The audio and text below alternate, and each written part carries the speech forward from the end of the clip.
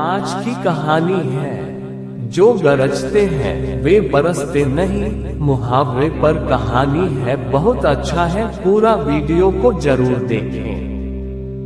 जो गरजते हैं वे बरसते नहीं, बादलों पर आधारित यह उक्ति मानव जीवन में कितनी सार्थक है।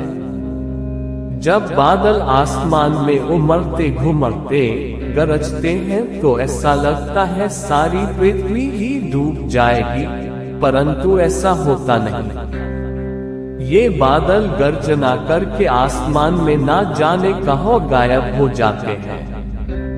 संसार में बादलों की तरह गरजने वाले बड़ भोले मित्रों का भी यही हाल होता है। कुछ लोगों की कथनी और करनी में जमीन और आसमान का अंतर होता है।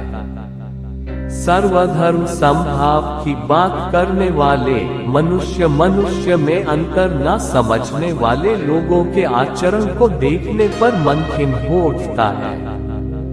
इन सब बातों को सोचते हुए याद आता है, रहीम एक साधारण कद काठी का व्यक्ति था। उसका रहन सहन आम भारतीय की तरह था। उसने अपने परिश्रम के बल पर अपनी प्रतिभा को निखारा और अंततः भारतीय प्रशासनिक सेवा की अखिल भारतीय परीक्षा में प्रथम स्थान प्राप्त किया। धीरे धीरे वह भारत के एक महत्वपूर्ण विभाग का सचिव बन गया। उसके भीतर का परिश्रमी व ईमानदार पुलिस सदैव सजग रहा। आज के समय की बुराइयों से कोसों दूर रही। किसी प्रकार का लालच उसे उसके लक्ष्य से डिगा न सका। रहीम का ही एक अन्य सहपाठी भी उसके साथ ही भारतीय पुलिस सेवा में चुना गया था। उसका नाम एंथनी था। दोनों ने प्रारंभिक प्रशिक्षण साथ साथ पाया था। एंथनी सदैव रहीम से कहता कि हम दोनों दो शरीर जरूर हैं, परंतु आत्मा एक है। एक दिन ऐसा आया कि एंथनी की मित्रता की पोल ही खुल गई। रहीम और एंथनी का स्थानांतरण एक ही स्थान पर हो गया।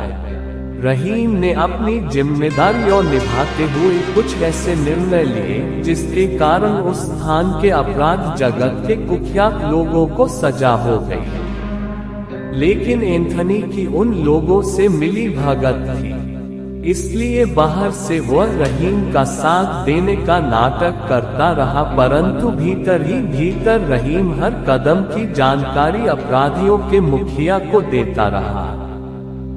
बस एक दिन रहीम की पुत्री का अपहरण हो गया।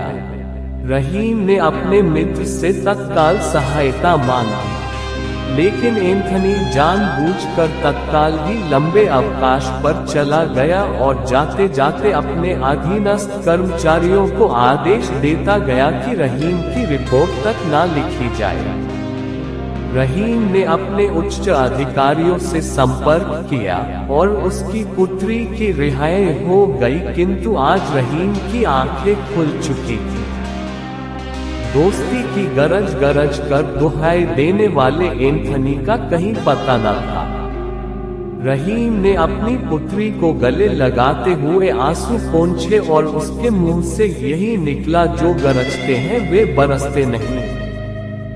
दोस्तों, उम्मीद है उपर्युक्त छोटे और बड़े सभी लोगों के लिए उपयोगी साबित होगा।